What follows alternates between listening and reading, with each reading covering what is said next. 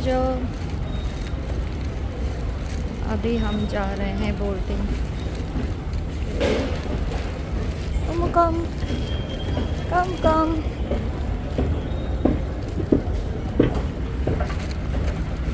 जैन इसका हाथ पकड़ो।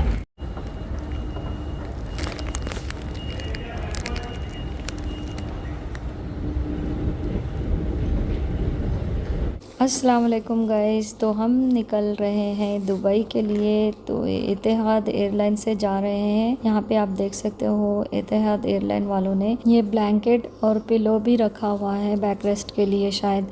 और मेरा बेटा उमर एंजॉय कर रहा है बाहर के व्यू को। तो ये उमर की सेकेंड इंटरनेशनल ट्रिप है। इससे पहले सऊदी अरेबिया गया था ये उम्रा करने के लिए, तब ये 1 साल का। तो इस एयरलाइन में बच्चों के लिए इस तरह की कलरिंग बुक्स और साथ में कलर करने के लिए क्रेयॉन्स भी दिए थे ताकि बच्चे शांति से बैठकर सारी जर्नी निकाल सके।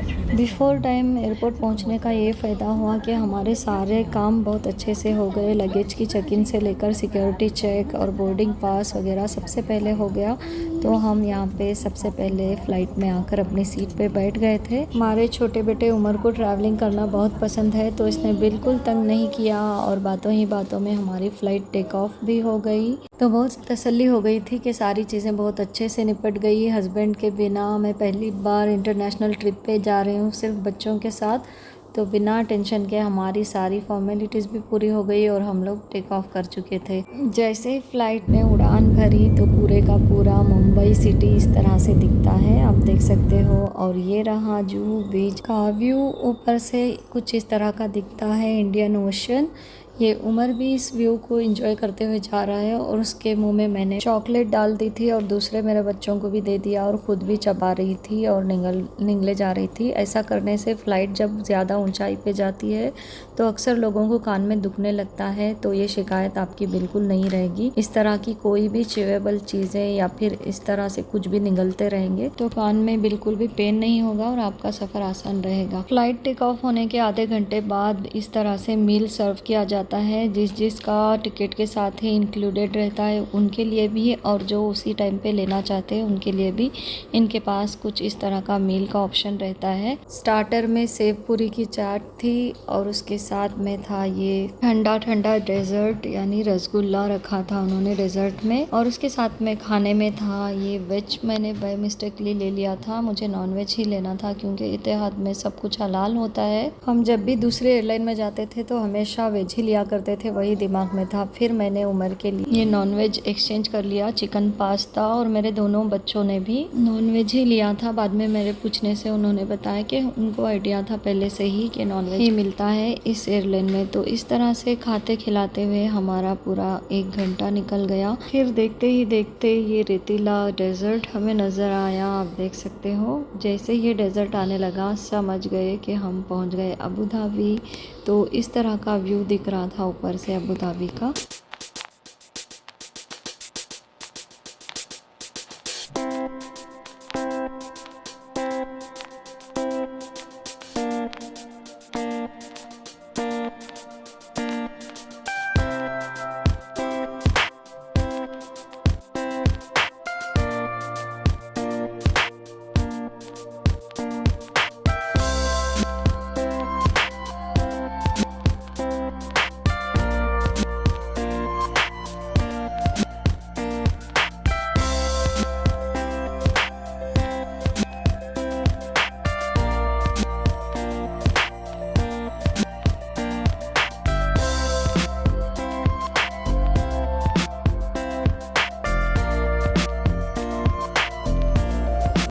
मुंबई एयरपोर्ट पहुंचने से लेकर फ़्लाइट में बैठने तक जितनी हमने अर्जेंट की थी और सब कुछ एडवांस में किए थे, अबू धाबी पहुंचने के बाद उसका उल्टा किया।